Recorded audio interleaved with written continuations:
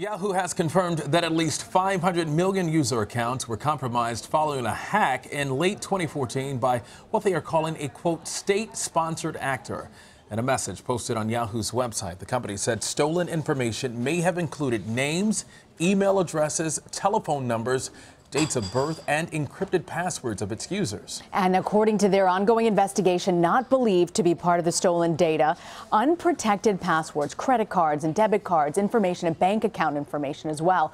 And with us now on set is the practice lead for the governance risk and compliance team at TrustedSec, Alex Hamerstone. Okay, Alex, walk us through this breach. Just how significant was this? It's absolutely a large number of information, or a large number of people that were breached.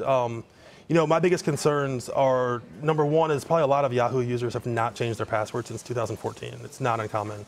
Additionally, it's very common that people reuse their passwords. So whatever their login for Yahoo is very likely to be their login for their banking or other sites as well. So therefore, once you have someone's password for one site, it's very likely to work on another. So is that the way that you protect yourself? You got to constantly update and change your password? And how often should you do it? So definitely having different passwords for each site is extremely helpful. There are two schools of thought on changing your passwords. One is that if you're changing them very often, they're more likely to be written down or stored somewhere else. But it's really making sure that you have a long password. You know, the longer the better. And one of the things that I always recommend is what we call a passphrase. So it might be very difficult to remember a combination of letters and numbers, but if you think of, you know, the title of your favorite book with a period in between each word and at for A's, you know, or ats for the A's, you can get a really long password that's really easy to remember and is almost uncrackable. So the longer the better is always. Generally, yes. But in this day and age of like such a technology advancements, we don't have a better way than passwords for getting into our email?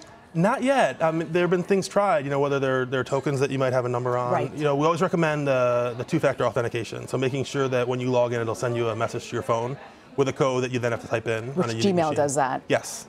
So I absolutely recommend that. In terms of the information that may have been stolen, does it appear that any of it is hypersensitive at all? Not from the statement. You know, it really depends on what you're going to do with the information. You know, I was having names and addresses, and that thing can be valuable. It looks like the security questions. Date of births as well. Yes, and although those are fairly public, but the big one is the security question answers as well, because those tend to be used to reset passwords across the internet.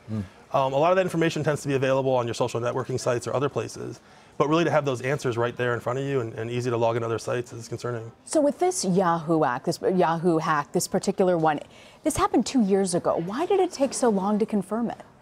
So it depends. So it may be that they weren't aware of it, or it may be they were trying to verify who did it, or they may have been working with law enforcement. You know, I can speculate, but I don't know for sure. So again, what's the best advice to protect yourself?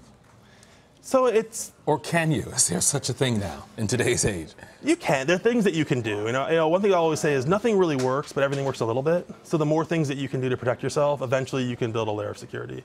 But it really is, you know, using unique passwords across different sites, you know, having complex passwords, longer passwords, you know, making sure that if the information is there, it can't be stolen.